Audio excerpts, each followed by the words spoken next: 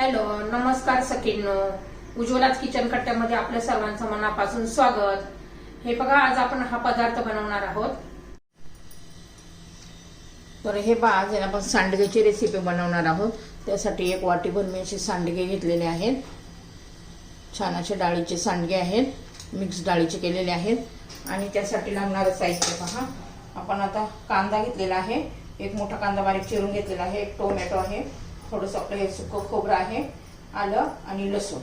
तर प्रथम आपण आता मी कढई गरम करण्यासाठी ठेवते.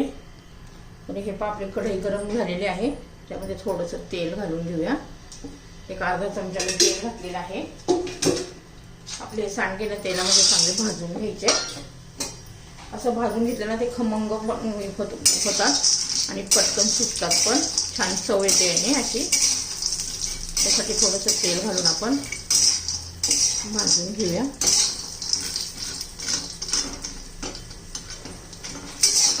एक 2 मिनिटांमध्ये छान असे भाजून होतात.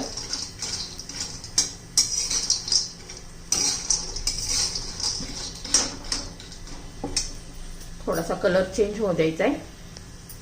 हे पहा, थोडासा ब्राऊन कलर झालेला आहे. खूप पण भाजायचे नाही आहेत, नाही तर करपट लागतात असे. आता हे झालेले आहेत. आता मी काढून घेते हे पहा, मी आता वडे बाजूला काढून घेतले आणि कढई पुन्हा गरम करण्यासाठी ठेवलेली आहे. आता गरमच आहे ऑलरेडी कढई. त्याच्यामध्ये थोडंसं तेल घालूया.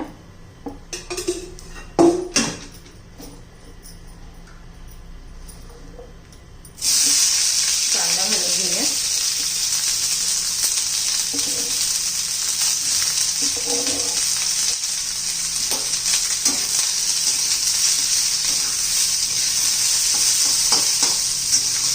कांद्याचा पण पूर्ण कलर असा बदलू द्यायचा आहे आपल्याला, लालसर होईपर्यंत.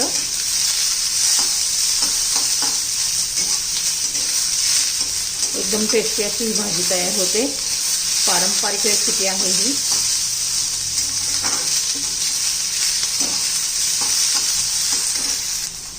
हे पहा, कांद्याचा कलर चेंज झालेला आहे. आता त्याच्यामध्ये आपण हे खोबरं घालून घेऊया. कांद्याबरोबर ते पण भाजून घ्यायचं आहे.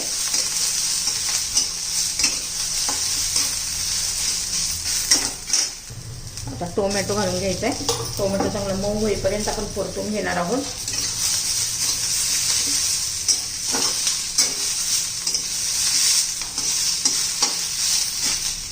आता त्यामध्ये कोथिंबीर पण घालून घ्यायची. ती पण याच्यामध्ये चांगली परतून घेऊया.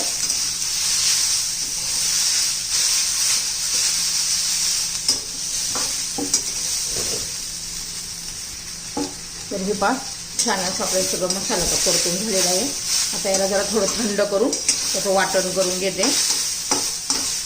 सगळं व्यवस्थित झालेलं आहे.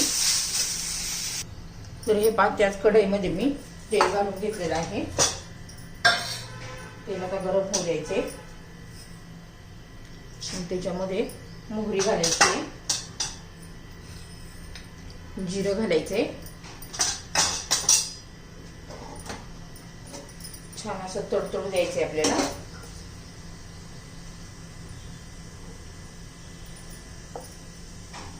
ते पण छान जिरं मोहरी तडतडलेली आहे. कढीपत्ता पण घालायचा. आलं लसूण पेस्ट घालायची.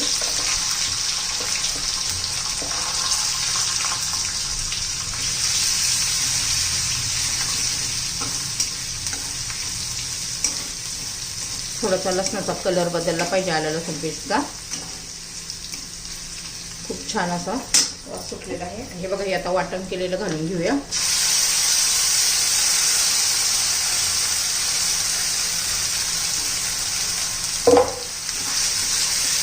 चांगल्या तेलामध्ये परतून घ्यायचं आहे आपल्याला.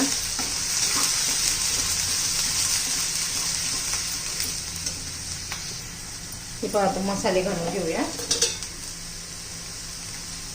घालायची,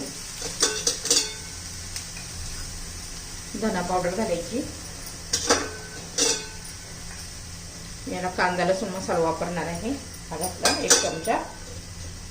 हा माझा होममेड मसाला घातलाय. अर्धा चमचा हिंग घालायचं राहील. आता हिंग पण घालून घेते.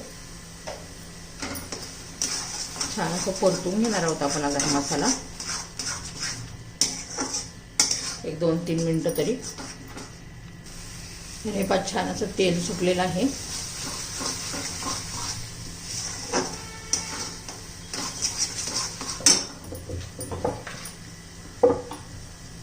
आता मिक्सरच्या भांड्यामध्ये पण पाणी घालून घेऊया.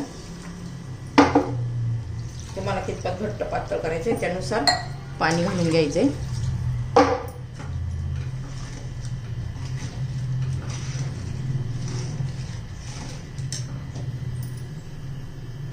हे 5 चवीनुसार मीठ घालूया. छान अशी उकळी यायला लागलेली आहे. मी थोडंसं असं लपथपीत करणार आहे, खूप पातळ पण नाही करणार, भाकरी बरोबर चपाती बरोबर खाण्यासाठी. आता त्याच्यामध्ये आपले हे सांडगे घालून घ्यायचे.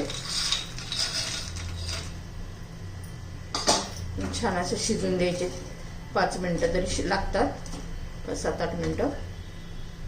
आता आपण हे शिजून देऊया.